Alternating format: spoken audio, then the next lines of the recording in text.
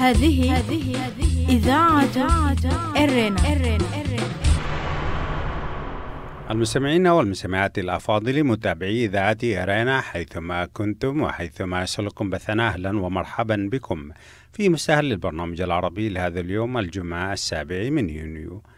كما عودناكم مستمعي ومستمعات الأفاضل نستهل برنامجنا معكم بنشرتنا للأخبار، ثم نقدم لكم بعد ذلك حلقة خاصة لزميل أحمد شريف يجري فيها لقاءات مع إريتريين في المهجر بمناسبة أعياد عيد الفطر المبارك. قبل ذلك مستمعي ومستمعات الأفاضل أقدم لكم نشرتنا للأخبار فيما يلي أبرز عناوينها. إريتريا تطلب من الاتحاد الأفريقي عدم التدخل في الشأن السوداني. هروب 200 طالب وطالبة من إريتريا إلى إثيوبيا. أزمة خانقة تعصف بسلاح الطيران الإريتري. المستمعين والمستمعات الأفاضل، كانت هذه عناوين النشرة وإليكم تفاصيلها من إذاعة أرنا. هذه إذاعة إرنا. في بيان مقتضب صادر عن وزارة الخارجية الإريترية في 5 من الشهر الجاري، طلبت إريتريا من الاتحاد الأفريقي عدم تصعيد الوضع في السودان بتدويل المسألة هناك. واتهم البيان الاتحاد الأفريقي بالعجز وعدم الجدوى، وقال بأنه تدويله للشأن السوداني سوف يكون استمرارا لعجزه وسوء معالجته للشؤون الأفريقية. جاء ذلك تزامنا مع اجتماعات الاتحاد الأفريقي لمناقشة الأوضاع في السودان. وعلى إثر المداولات قرر الاتحاد الأفريقي تعليق عضوية السودان في المنظمة حتى تسليم السلطة إلى حكومة مدنية. وتشير الأنباء كذلك إلى إمكانية قيام رئيس الوزراء الإثيوبي بمهمة التوسط بين المجلس العسكري الانتقالي في السودان وقوى الحرية والتغيير. ويفيد مراقبون بأن الموقف الإريتري جاء على خلفية التنسيق مع الموقف الأماراتي الداعمين للمجلس العسكري الانتقالي في الخرطوم، والذي ارتكب مجزرة راح ضحيتها حتى الآن ما يزيد عن 100 شخص، وذلك في آخر أيام شهر رمضان المبارك. أكدت مصادر إذاعة أرنا بأن 200 طالب وطالبة فروا من إريتريا إلى إثيوبيا خلال الأيام الماضية. وجاء هروب الطلاب حسب المصادر على خلفية حالة عدم الاستقرار التي تعم الجهاز التعليمي خاصة وكلية ماي نفحي بشكل خاص ومدرسة ساوى، حيث ساد الارتباك النظام التعليمي فيما يتعلق بالامتحانات والتوزيع الدراسي. وكان بعض طلاب المراحل الثانوية قد رفضوا الذهاب إلى معسكر الخدمة العسكرية في ساوى وفضلوا الهروب من البلاد. وربطت المصادر تململ الطلاب إلى الانتشار الذي حظيت به حركة كفاية والمتابعة لنشاطاتها من الداخل، حيث ظهرت في عدة مدن كتابات على الجدران تندد بالحكومة وتوضح رفض الطلاب الذهاب إلى الخدمة الإجبارية. أكد خبير طيران سابق في سلاح الجو الإريتري بأن هذا السلاح أصبح خارج الخدمة بشكل كامل، ما لم تقوم الحكومة بإعادة هيكلته بالكامل مجددا. وقال الخبير الذي عمل لفترة طويلة في سلاح الجو الإريتري وفضل عدم ذكر اسمه بأن الطائرات التي استخدمت في الحرب مع إثيوبيا أصبحت حاليا خارج الخدمة بسبب التقادم وانعدام قطع الغيار، كما أن طائرات التدريب التي تم شراؤها من الصين أدى سقوطها المتكرر إلى مصرع عدد من ضباط السلاح. وقال بأن معنويات ضباط وأفراد سلاح الجو وصلت إلى أدنى مستوى لها. الجدير بالذكر بأنه تم إلغاء العرض الجوي السنوي لمقاتلات سلاح الجو في عيد الاستقلال، وذلك بسبب تلك المشاكل كما قال الخبير. وأكد بأن طائرات من سلاح الجو الأماراتي كانت سوف تقدم عرضا بديلا، ولكن تم إلقاؤه بسبب أنه سيؤثر على معنويات طياري سلاح الجو الإريتري سلبيا. وكانت إريتريا وبسبب العقوبات الدولية المفروضة عليها غير قادرة على شراء طائرات جديدة أو تأمين قطع الغيار للطائرات الموجودة. المستمعين والمستمعات الأفاضل، بهذا الخبر نكون وإياكم قد وصلنا إلى نهاية نشرتنا الإخبارية، وفيما يلي تذكير بأبرز عناوينها. هذه إذاعة إرنا. إريتريا تطلب من الاتحاد الأفريقي عدم التدخل في الشأن السوداني. هروب 200 طالب وطالبة من إريتريا إلى إيثيوبيا. وأزمة خانقة تعصف بسلاح الطيران الإريتري. استمعتم مستمعي ومستمعات الأفاضل إلى نشرة للأخبار قدمناها لكم من إذاعة أهرنا. متابعة طيبة أتمناها لكم مع ما تبقى من فقرات برنامجنا. إذاعة إرينا، صوت مستقل لإريتريا. المستمعون الكرام، السلام عليكم ورحمة الله، وأسعد الله أوقاتكم وجعل الله أيامنا كلها أعياد. اليوم سادتي الجمعة 5 من يونيو 2019 في بعض البلاد اليوم ثاني أيام العيد، وفي البعض الآخر ثالث أيام عيد الفطر المبارك. نسأل الله سبحانه وتعالى أن يعيده علينا باليمن والخير والبركات. وفي هذا العيد نلتقي بأجمل الأصوات وأنداها، وأخونا الأستاذ الشاعر المناضل عبد القادر ميكال نلتقيه من النرويج عبر إذاعته، إذاعة إرنا الدولية من باريس. أستاذنا الفاضل، كل سنة وأنت طيب وعيدك مبارك، ودايرين منك يعني نعيد عليك أخونا عبد القادر، فمرحب بك في إذاعة إرنا. هذه إذاعة إرنا. بسم الله الرحمن الرحيم. أهلا وسهلا، وشكرا أخي الأستاذ أحمد الشريف، والتحية عبرك وعبر صوتك للإخوة العاملين والقائمين على إذاعة إرنا الدولية، وعبركم جميعا أحيي كافة أبناء شعبنا الإريتري بمناسبة حلول عيد الفطر المبارك، وأخص بالتهنئة والدتي في القضارف وأخي الأكبر حسين، وكل إخواني بدول المهجر ببريطانيا وأستراليا وفرنسا، وأبنائي بالقاهرة. شكرا أستاذ أحمد. شكرا لك أستاذنا العزيز عبد القادر ميكال. طبعا الحديث مع الحبيب عبد القادر ميكال يتشعب، لأنه تبدو ألوان كثيرة، ألوان الشعر وألوان النضال وألوان التعليم وألوان حتى الفن والمسرح وأشياء. أستاذ عبد القادر، ما هي ذكرياتك عن العيد في هذا المكان البعيد، وأنت قضيت كذا عيد في الميدان وفي السودان والقاهرة وما إلى ذلك، فكيف يبدو هذا العيد معك 2019؟ إذاعة إرينا، صوت مستقل لإريتريا. شكرا أستاذ أحمد، سؤال وجيه جدا جدا. وحقيقة مع هذا الشتات الذي نعيشه هنا في هذا الصقيع، حقيقة للعيد ذكريات وطعم آخر في كل الدول التي ذكرتها، وفي أرضنا الحبيبة الميدان عندما كنا شبابا. وأتذكر العيد في الميدان، أول عيد لي في الميدان بعد أن خرجت من أسرتي، كان له طعم آخر. نعم. كان سنة كم أستاذ عبد القادر؟ العام 1976. طيب تفضل. وحقيقة طبعا لم تكن هنالك الرؤية المعتادة للأعياد التي عشتها في السودان في ذاك الزمان، يعني الصبية والأبناء في الشوارع وكده، وحلل العيد هنا يعني. لكن في معسكرنا أذكر إن مسؤول المعسكر الأستاذ محمد حبيب في مكتب الشؤون الاجتماعية كان ذلك، جمع كل الإخوة الذين كانوا صائمين وذبحنا الذبائح، وكان عيد مختلف تماما وبطعم مختلف. هذا بالنسبة للميدان.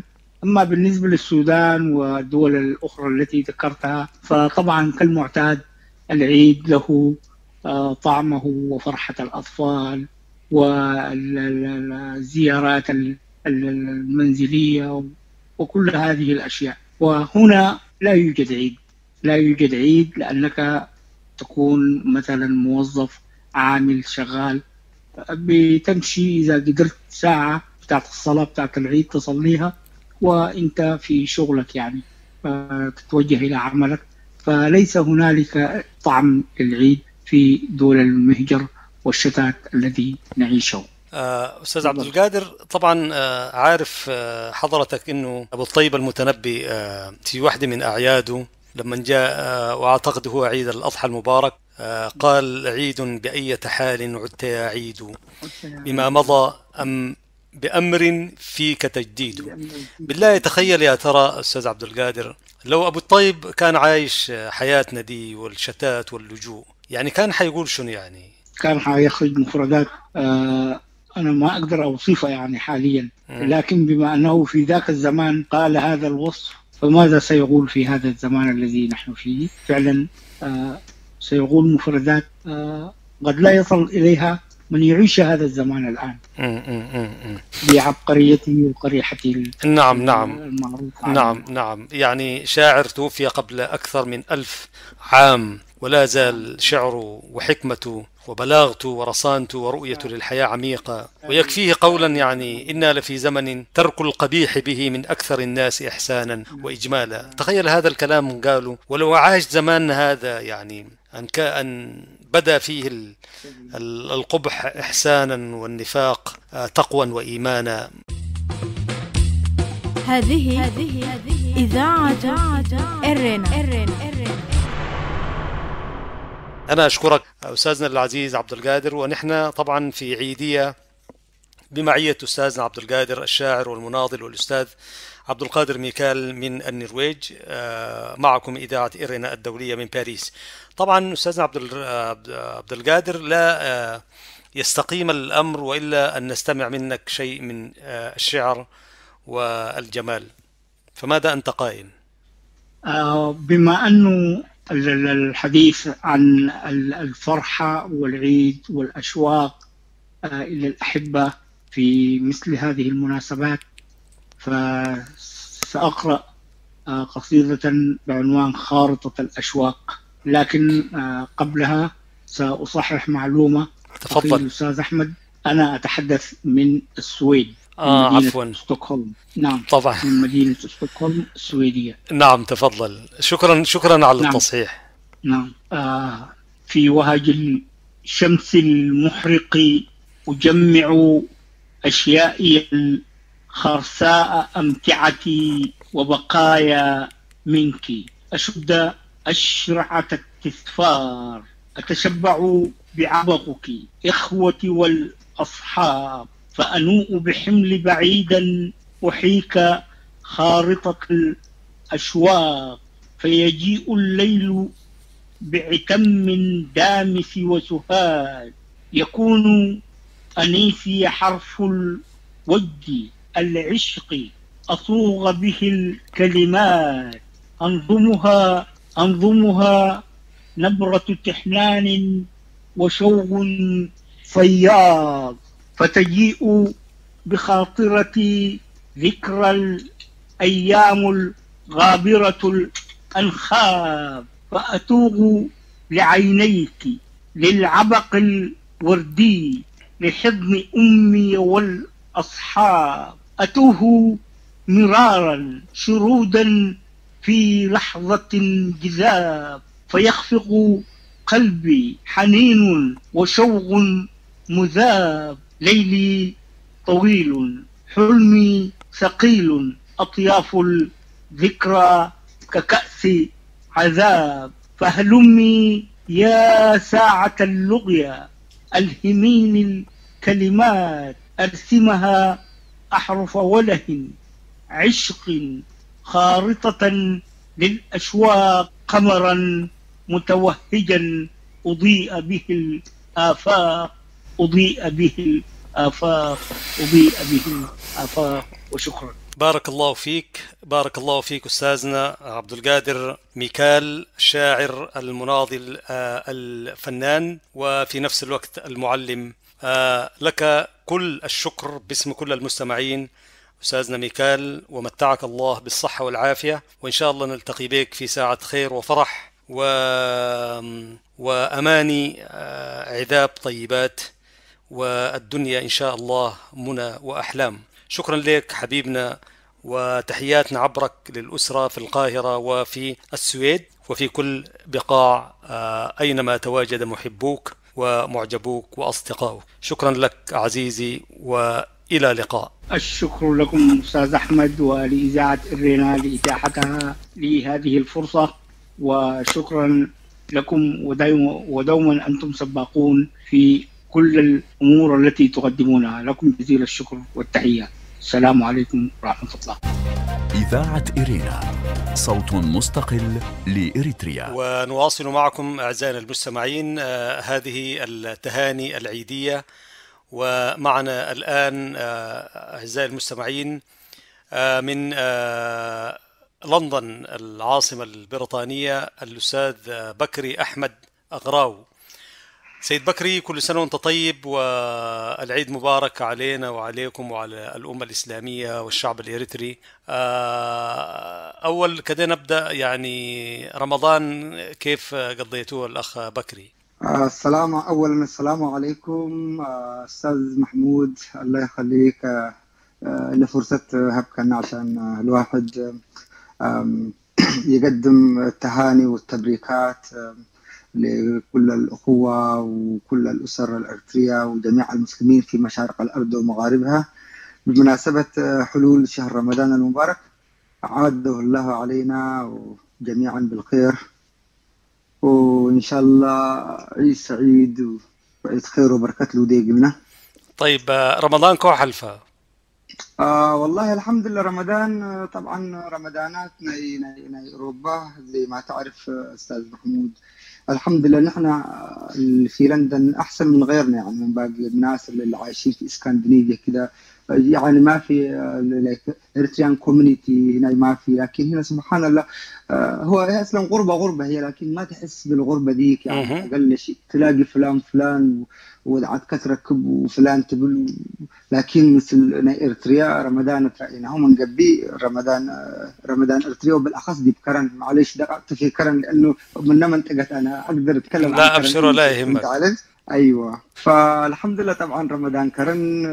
أيوة، ذكريات قبل الشهر رمضان على ديبو ودام رمضان مسألون بالشباب لحلة نتجمعناه. رمضان نتكبت سوق وروكاهن اللي هن صعبت كلاتنا مسلمين. طيب والعيد كيف كنتوا تفوتوه في كرن؟ العيد طبعا سبحان الله أعياد دي بكرن أيوة بنكهة خاصة سبحان الله يا أخي. طبعا ليلة العيد آخر يوم من رمضان كلنا من ناحية تجمعنا لشباب من كل أحياء تجمعنا من عد حباب من سبت قبلوا كوب كان عليك طبعا ودع يا رمضان، خلاص يعني عيد مساء نودع رمضان ونستقبل العيد. جميل. أيوة. وصلاة العيد في جوكو صح؟ ايوه طبعا. ودعت بلوة امسي وخلاص اليوم لا تراوح لباني قدام مسس وقت تكري تسوق شارع فرش خضار طبعا ديبو فول هلا ولا حلوات وشربات وقلت شارع عندك فرش الزبه او اي اورود كاين بداعته لحل السمع فول كوكويه وما عارف وبسكويت طبعا بسكويت التأفرام طبعا دي بيت للشكه. نعم. بسكويت عيد ود القدام. واليوم الثاني طبعا عيد خلاص من الصباح المسجد الكبير. ايوه تكابير وتهاليل بنا صبح. بعد شويه الناس تستحمى وجلابيه كتلب دس. نحن طبعا كنا ساكنين دي عند حباب قصاد مسجد خليفه عمار، بس طلع من البيت كده وعلى طول التمسجد نقيس وفي الاعلام على كل سنه اللي كل عام وانتم بخير كتب ديبا وعيد مبارك وكده. الاعلام الاخضر امر من اللي خلى المساجد تتكرر بطرفنا عيد خاصه هي اقلا نرفع ومن نحلة نكبرون هلل اسك جوكو مقبسي وبندقات عنا. نعم. أيوة. طيب الاخ بكري عيدت خارج مدينة كرن في سنوات سابقة مثلا قبل ما تصل أوروبا؟ لا لا والله، بس طلعتي ودي بكرن دهليكو ما حصل عيت في مدينة ثانية. طلعت من إريتريا السودان ومن هنا على طول يعني. طيب العيد في السودان كان كيف؟ والله طبعا العيد في السودان شوية كده يعني بتحس انه مثل عدكم هليك تحس بل طبعا النكهة هذيك سبحان الله يعني تحلم بها. كم سنة يكون بس أقل شيء عشان بردي بالسودان عمي وخالي وخالتي تبل شوية كده يعني أجواء عائلية بلا تحسوا كم بل لا تعمل عيد لهي يكون سبحان الله. إذاعة إرينا صوت مستقل لإريتريا. لا زلتم سادتي مع إذاعة إرينا الدولية، والمتحدث إليكم هو الأخ بكري أحمد أقراو من بريطانيا، يتحدث ويهنئ بالعيد. أنتم صليتوا يوم الثلاث ولا الأربع أخونا بكري؟ نحن الثلاث اليوم صلينا في سنترال موسك. فالصلوات تبدأ من 7 صباحا ل 12. أيوة عندنا 5 صلوات عشان أيوة ناس كثيرة طبعا، وناس أغلبيتها تجي تصلي في المسجد ده عشان الناس تعيد على بعض. وطبعا دي في المسجد عندنا كده نظام حديقة كبيرة كل الأرتريين ينجمعوا فيها، والأسر فرصتها قدام تراكب دي بحت يوم يوم مثلا هداية مناسبتها هلا من قبل مع العيد. هذه الفرصة هي المتاحة للناس كلها عشان مثل تدرسي وحتى ومثلته الساعة 7 مساء قدام الحديقة في الحديقة ذاتها. في الحديقة ذاتها أيوة بتاع سنترال موسك هذا. نعم. طيب أخ بكري، عندك تهنئة تحب تهني أصدقائك وأهلك وأحبابك سواء كان في كرن أو في السودان أو في بريطانيا وأوروبا عموما؟ أي والله سبحان الله. طبعا الشباب اللي كبرنا معاهم اللي تربينا معاهم في الحي نسهم موجودين في كرن، نحييهم. طبعا ما يحتاج ذكر اسم وكده، لكن عندنا زي جزء من دفعتنا ديوبها اللو، فأقول لهم كل سنة وأنتم طيبين. إن شاء الله السنة الجاية ربنا يجمعنا مدر السلام من دقبقة وعدنا ندع قبلنا باقي لعمرنا مثل الحالة في ديبو ونعيد مع بعض بالإيبا اللهم فتوهنيهم بالعيد ولأسرهم إن شاء الله. وباقي شبابنا ربما يستمعوا هذا اللقاء ربما اللو كلهم ناس دفعتنا في سويسرا وفي السويد وهنا معانا في لندن. أقول لكل الشباب أقدم يعني تقدم لهم بعطر التهاني والتبريكات، والله عرف مكو جدا بالله إن شاء الله. وطيب بالنسبة للشعب أو لإريتريا يعني ماذا تتمنى لو قلنا لك أمنية تحب تتمنى في العام القادم؟ والله نتمنى البلد يعم السلام إن شاء الله، يعني تغيير مسيء وحرية مسي، الاستقلال بالغين. أنا هذا رأيي أنا بالغين إن شاء الله بأمان إريتريا كم تربة اللي تحررت بدير من اللي حزب الحاكم من دقيسة وما مرشحة وحكومة منتخبة نوصلنا ندحرينا قلنا لا قلنا إيش اسمه تود حكومة. صوتك شوية أخ بكري علينا صوتك.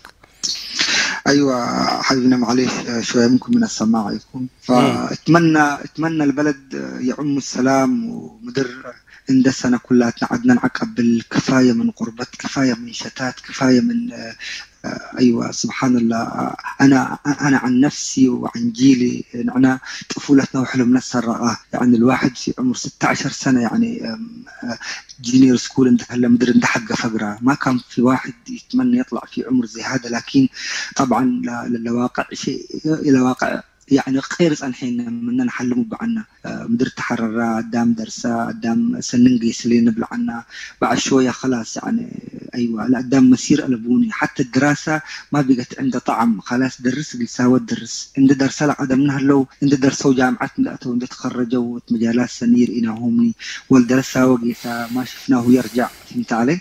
نعم. فالمدير طبعا قل كلنا ايوه يعني تعميناني ومن عاد فقرنا وازيل اتمنى بس تلن اوروكا كانوا لها بس لازم نجتهد لشق وبعر اسماء القلباء ولدرس درس شهاده تقول اثبت لانه البلد ما حتستمر كذا يا استاذ محمود.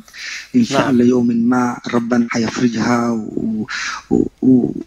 والحزب الحاكم هذا ربكم امس اي ربك له رفعوته بس كمان ربك له رفعوته ندبينا ندد قسينا ندي قبي نحن كمان واجبنا يعني ايوه واجبنا اتجاه عدنا ميت ندبيلنا نحن كشباب مثل ندق السينا لازم نناقش قضيتنا، ولازم نتحد ونتفق، وأي واحد أيوة فكرته تطرح، ونكون أيوة يعني قابلين لانتقادات بنا. يوم الليلة في ناس كله اللي بقى تشكي تحزي، وفي ناس ندد قسيت كين قلق أول حزو أقلم قسيامتهم. أنا أنصح يعني أوصي اللي قدام اللي يا ريت إن فكروا يعني أيوة أنا إيش أقدر أيوة يد بيد مثل حوين ده صعبة تكون نشكي من خاطر اللي شعب اللي جوا هلا. أنا بحد نفسي ما ناقصني شيء هنا الحمد لله يعني، لكن أنا بنفسي أقدر أيأ بين اللي قديت لقدام لجوا هلا لقدام لجوا هلا قلنا لصبر الله لما ساجين لجوا هلا من الزنزانات ما نفتحهم يخصمني. ايوه يعني ايوه اللي حزب لك بقول اللي حزب بقول اللي حزب لك بقى. لا نحن كلنا. انا بالمناسبه عندي حاجه كده بنوصي لا بالله يا استاذ محمود تفضل. اريتريا كم ممكن لمثال قل لي معناته هيبني، لكن يمكن ما لازم ميك سنس لناس ثانيين. اريتريا كم سيني كم جيري فيوري كرم بقى يعني انا فهمتني محمود اللي جيري فيوري 7 شارع بتاع كم تأمر فهمتني. فالقدام لبس حيل احزاب وقالوا ما مشكله احزاب ولا تتزح لهدفنا سنترنا جيرة فيوري لهدفنا اريتريا قبل من قبل اوروك ابشار علشكي لهدف واحد ونمسا ودي بنتراكم ممكن اللي كنا تندبيلك انت ايوه حق مثل كي قبل لازم انت تعارضوا. لا انت عندك افكارك محمود، انت لقديت من زاويه انت ترمنا وانا رمنا حتى يكون. شكرا لك استاذنا بكري أحمد أقراو من مدينة لندن. تحدثت للمستمعين في إذاعة إرنا الدولية وتهاني عيد الفطر المبارك أعاده الله علينا وعليك وعلى المستمعين وإريتريا والأمة الإسلامية والعربية باليمن والخير والبركات. إذاعة إرنا صوت مستقل لإريتريا. هكذا سادة المستمعين نطوي معكم تهاني إذاعة إرنا الدولية من باريس. وفي الختام تقبلوا تحيات محدثكم أحمد شريف وتحية زملاء فتحي عثمان وبنيام سمعون، وشكرا مرة ثانية أخ بكري أحمد أغراو، ولكم سادتي المستمعين عاطر التحايا وأجمل الأمنيات. هذه إذاعة إرنا. المستمعين والمستمعات الأفاضل، أهلا وسهلا بكم مجددا. وفيما يلي أقدم لكم موجزا لأهم ما ورد في نشرتنا الإخبارية لهذا اليوم. إريتريا تطلب من الاتحاد الأفريقي عدم التدخل في الشأن السوداني. في بيان مقتضب صادر عن وزارة الخارجية الإريترية في 5 من الشهر الجاري، طلبت إريتريا من الاتحاد الأفريقي عدم تصعيد الوضع في السودان بتدويل المسألة هناك. واتهم البيان الاتحاد الأفريقي بالعجز وعدم الجدوى، وقال بأن تدويله للشأن السوداني سوف يكون استمرارا لعجزه وسوء معالجته للشؤون الأفريقية. هروب 200 طالب وطالبة من إريتريا إلى إثيوبيا. أكدت مصادر إذاعة إرنا بأن 200 طالب وطالبة فروا من إريتريا إلى إثيوبيا خلال الأيام الماضية، وجاء هروب الطلاب حسب المصادر على خلفية حالة عدم الاستقرار التي تعم الجهاز التعليمي خاصة وكلية ماي نفحي ومدرسة ساوى بشكل خاص. أزمة خانقة تعصف بسلاح الطيران الإريتري. أكد خبير طيران سابق في سلاح الجو الإريتري بأن هذا السلاح أصبح خارج الخدمة بشكل كامل، ما لم تقوم الحكومة بإعادة هيكلته بالكامل مجددا. وقال الخبير الذي عمل لفترة طويلة في سلاح الجو الإريتري وفضل عدم ذكر اسمه للإذاعة بأن الطائرات التي استخدمت في الحرب مع إثيوبيا أصبحت حاليا خارج الخدمة بسبب التقادم وانعدام قطاع الغيار، كما أن طائرات التدريب التي تم شراؤها من الصين أدى سقوطها المتكرر إلى مصرع عدد من ضباط السلاح. كان هذا مستمعي ومستمعات الأفاضل موجز لأهم ما ورد في صدر نشرتنا الإخبارية لهذا اليوم. إذاعة إرنا صوت مستقل لإريتريا. وحتى الملتقى مستمعي ومستمعات الأفاضل في برامج أخرى لإذاعة إرنا، لكم من زميلي أحمد الشريف ومني محدثكم فتحي عثمان ومن زملائي في الإذاعة أطيب التحايا، ودمتم في رعاية الله وحفظه. هذه إذاعة إرنا.